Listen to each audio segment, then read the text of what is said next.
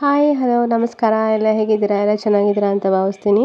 ನಾನು ಕೂಡ ತುಂಬ ಚೆನ್ನಾಗಿದ್ದೀನಿ. Welcome back to my YouTube channel.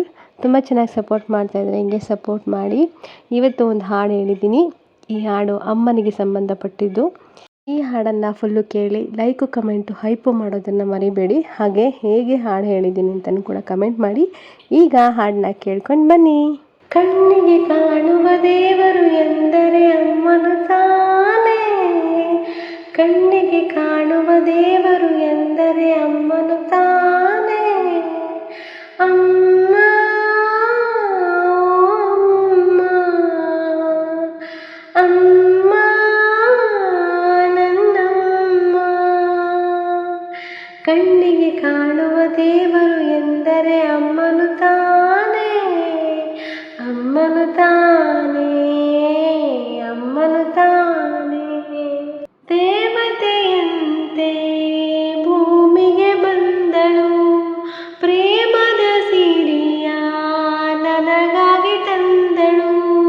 ನನ್ನಲ್ಲಿ ಆನಂದವ ತುಂಬಿ ಸವಿ ಮಾತಿನ ಸುಖ ನೀಡುತ್ತಾ, ಸವಿ ಮಾತಿನ ಸುಖ ನೀಡುತ್ತಾ, ಒಳ್ಳೊಳ್ಳೆ ಕಥೆಯನ್ನು ಹೇಳಿ ಉಲ್ಲಾಸ ಸಂತೋಷ ತಂದಳು. ಕಣ್ಣಿಗೆ ಕಾಣುವ ದೇವರು ಎಂದರೆ ಅಮ್ಮನು ತಾನೇ. ಕಣ್ಣಿಗೆ ಕಾಣುವ ದೇವರು ಎಂದರೆ ಅಮ್ಮನು ತಾನೇ. ಅಮ್ಮ ಅಮ್ಮ ಅಮ್ಮ ನನ್ನಮ್ಮ. ಅಮ್ಮನ ಮಡಿಲು ಸ್ವರ್ಗದ ಹಾಗೆ, ಅಮ್ಮನ ನುಡಿಯು ಜೇನಿನ ಹಾಗೆ. ಅಮ್ಮನು ನನ್ನ ಪ್ರಾಣದಂತೆ, ಬೇರೆ ನಾನು ನಾ ಕೇಳೆನು, ಬೇರೆ ನಾನು ನಾ ಕೇಳೆನು. ಎಂದೆಂದು ಜೊತೆಯಲ್ಲಿ ಇರುವಾಸೆ ನನಗೆಂದು ಅಮ್ಮ. ಕಣ್ಣಿಗೆ ಕಾಣುವ ದೇವರು ಎಂದರೆ ಅಮ್ಮನು ತಾನೇ. ಕಣ್ಣಿಗೆ ಕಾಣುವ ದೇವರು ಎಂದರೆ ಅಮ್ಮನು ತಾನೇ. ಅಮ್ಮ